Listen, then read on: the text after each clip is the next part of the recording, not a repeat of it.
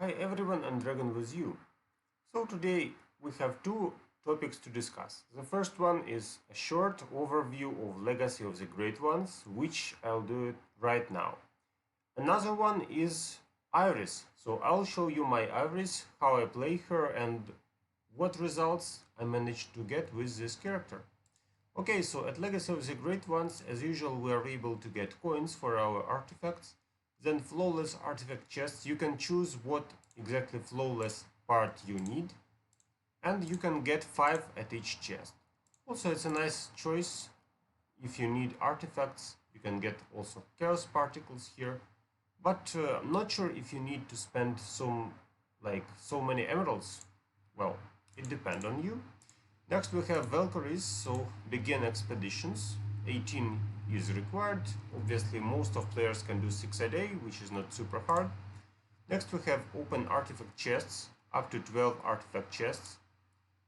Then we have get soul stones of heroes, up to 500 soul stones. I would like to highlight that probably we have summer festival soon, so please don't invest too much into this event.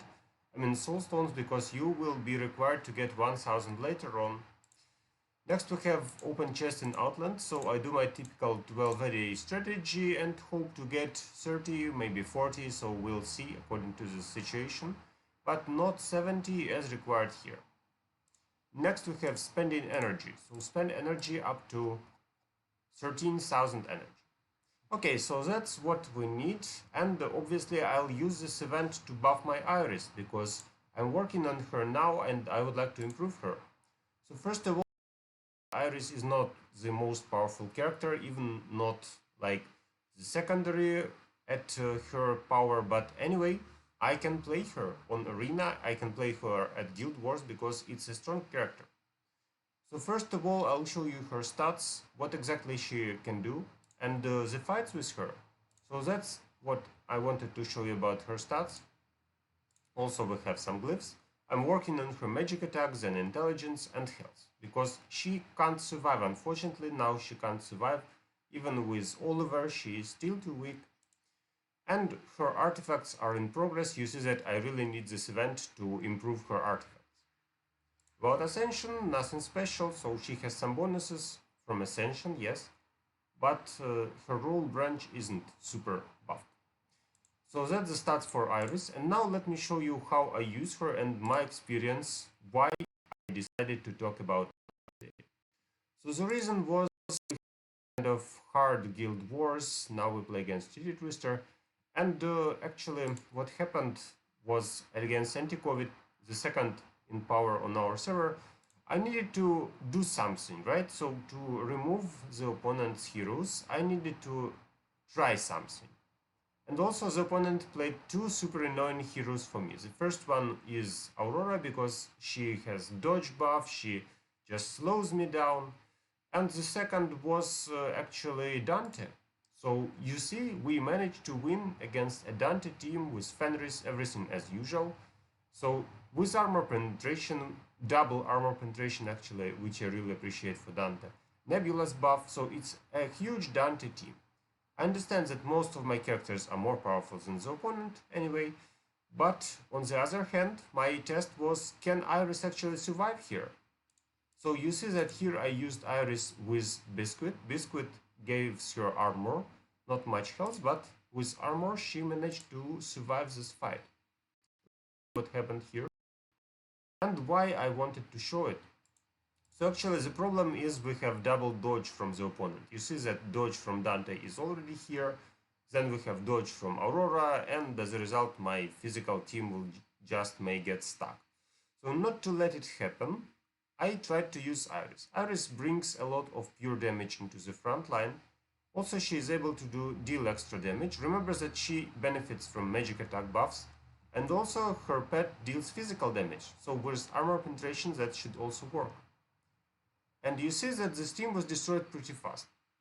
So Iris's role was to remove the front line, forget about dodge, because the vulnerable soul doesn't refer to dodge, and deal nice amount of pure damage. Okay, so after this fight I thought, well, maybe I can use her again against Kill Army. So why not try, right? So against Kill Army I had two heroic tasks, and at both of them I tested Iris. You see that this time my power is less than the opponent, but I managed to win both of them. So if you go to the stats, you see that Iris did a nice amount of damage. So except of transforming physical and magical damage into pure, she also deals some her own damage. And this time I fought not against a weak opponent. So this opponent was almost maxed. So my idea was pretty same. So I need to remove Astaroth from my way. If I tried to use Yasmin here, sometimes I got stuck because we have Celeste who can kill Yasmin, Maya who also deals a huge amount of damage. So against Octavius, I thought well, to do something to remove his frontline first. The idea is pretty solid. So just we have buffs from Celeste to get her magic attack. We have buff from Qing Mao to get her armor penetration.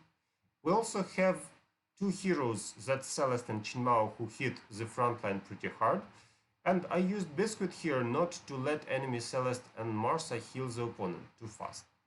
Unfortunately, the vulnerable soul, as I showed you, is still too weak, so I don't have like huge amount of health. That's why this soul is pretty weak. But anyway, that was enough to, you see, the redirection works. So now we deal pure damage to Astaroth. And what happens next is Astaroth is gone. So his second life also can't live longer, because Biscuit's like anti-health, anti-heal, right? So next we have Maya. Maya with also damaged soul. And this is the episode where I just need to survive, because you see this low health characters, that's not good. And I need some healing. Fortunately, we have both Martha and Celeste who work on healing for my team. And this time we managed to survive. So if we survived after Maya, then the opponent's team is dead. Here we go. So that's how the fight went. Against Samantha, it wasn't as easy, so here I tested another team composition. Also, you see that this time I used Iris with Oliver to make her live slightly longer. And actually, Isaac was the main damage dealer, obviously against Lars+Krista, so the idea is pretty similar. We give her magic attack, we give her armor penetration, and together they kind of work. Isaac also attacks the front line and the entire team, so the vulnerable soul will get its damage. That's the stats of this fight. You see that Isaac's role was more significant, but anyway, let's see how it went. So the problem is, although Iris is an intelligent character, still she has some trouble with like magic defense. Yes, the reason for that, because we have magic penetration at the opponent's team, and we don't have any magic defenses at our team. So the result is, as you see, almost all my team died. Then we have Celeste who tries her best to heal everybody, and we have Isaac who just jumping like crazy till the enemy team is dead. A typical anti-mage play actually when Isaac kills everybody. So this time Iris didn't survive and she couldn't do much, but anyway she kind of did her part. Okay, so after that I decided let's test her on Arena. And on Arena I had some more experience, so today I tested Iris 3 times. You see that she didn't work anyway, but the reason for that is her stats. So she is too weak still. Also, I would like to show you that actually Corvus is a hard counter to Iris, because she deals multiple hits. As a result, she gets burnt with the totem. I knew it, so I just decided to test it once more. Let's see this fight. And why you are not supposed to play Iris against Corvus. So my idea was pretty simple. We get the vulnerable soul of Corvus, we hit it hard, Corvus is dead, and looks like my plan kind of works. But then check this out. So Yasmin jumps into Iris. Iris can't survive that. I can't resurrect anybody because we have Morgan here. And also Qing Mao received a huge amount of damage because her burning ability also just gets her dead from Corvus. So this team is not logical against Corvus teams. My idea was to remove him faster than he does something, but you see that it did not work. So be careful when you fight Corvus. Don't play this team, okay?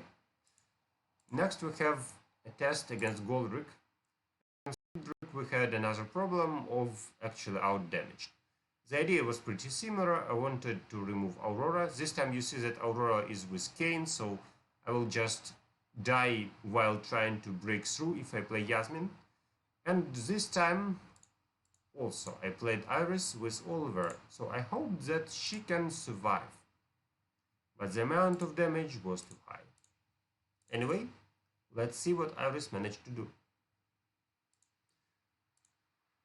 So Iris is still alive. Celeste helps her a lot. Unfortunately, we also have Qing Mao to heal, right?